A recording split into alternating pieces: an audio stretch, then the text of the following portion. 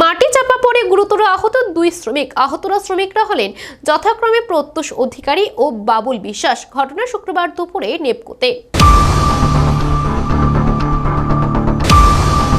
নেপকোর কার্যালয়ের ভেতরে মাটি কাটার কাজ চলছিল। গত বেশ কিছুদিন ধরে 10-15 জন শ্রমিক এই মাটি কাটার কাজে যুক্ত ছিলেন।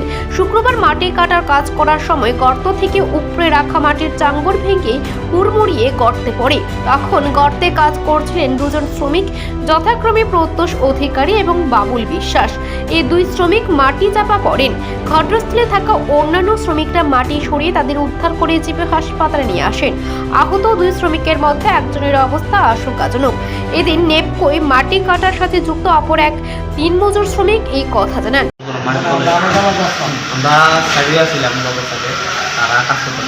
কি কাজ করতেছিল?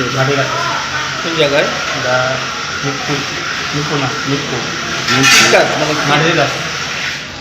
কতদিন ধরে কাজ চলছিল এখানে? তারপরে কিভাবে উদ্ধার করছো তারা মাটি কাছ থেকে? মারি কাটতে কাটতে গাতল তৈরি হয়ে যাবে, সাইডটা মারি ভাঙ্গিয়া পুরা প্রত্যেকটা পুরা হয়ে যাবে আর উপরে তারপরে আমরা সবাই দূরে দূরে গেলাম গিয়া। মাটি চাপা পড়ে আহত দুই শ্রমিকের বাড়ি গান্ধীগ্রাম এলাকায়। আহতরা বর্তমানে জিবি হাসপাতালে চিকিৎসাধীন। Bureau report, Asian Times.